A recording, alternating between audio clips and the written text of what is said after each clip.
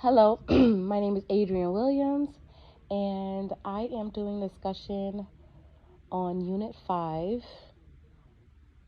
I took a ACEs test and I received my score, and we are to talk about that and answer a series of questions. So, the first statement is to discuss your reaction to taking the ACEs test. You do not need to share your score, just discuss your thoughts while taking it and reviewing your score.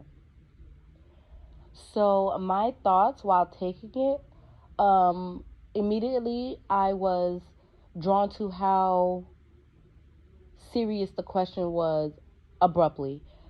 I didn't feel like some of the questions that that the test was asking was going to pull the information that it pulled.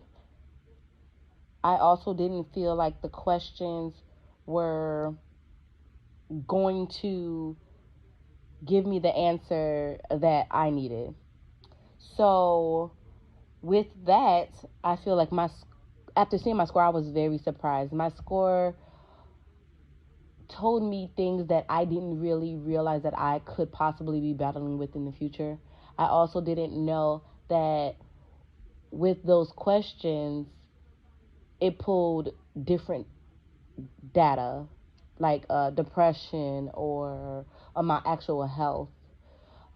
So that was very important, and I felt like that was a great deal to me, that it actually did that, and I'm definitely going to take heed to what I saw on the test, and I'm going to be able to move forward and do what I have to do to make sure those things doesn't actually come into play.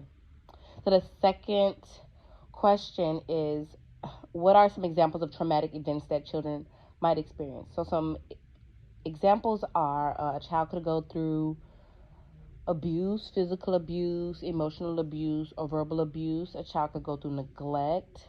A child could go through divorce, parental divorce, or any type of separation that could make the child feel abandoned. The third question is, why is it important to recognize trauma in middle childhood? So I believe that this is important because in that age range, children are becoming of themselves. They're into the age where they're going strong into their personality and they're figuring out who they kind of want to be in life. And with that, with things that are going around them, it's interfering with how they develop and could have a long lasting impact on their actually longevity development. Hence, the questions that we had on the ACE test asked certain questions that kind of had me go back to my middle childhood and answer those questions, and then realize that, hey, this could still be affecting me now. The fourth question here that I will answer is, if you were working with a child who was experiencing trauma, what type of interventions would you suggest, not only for the child and their family, but for the community as well? So, what I would do is I would definitely intervene and I would remove that child, depending on the situation, how severe it is. I would definitely remove that child from the situation. And whoever the caregiver is, parents, or whoever the guardian parents are, or whoever is taking care of that child, I would definitely give them the knowledge, experience, or training that they need to better themselves as well, or to just get the knowledge that they need based off of what happened with that child. Um, but as far as the community, I would definitely try to suggest community events.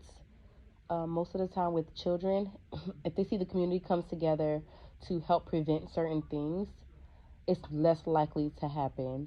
For example, let's say the community comes together and they throw maybe a little block party for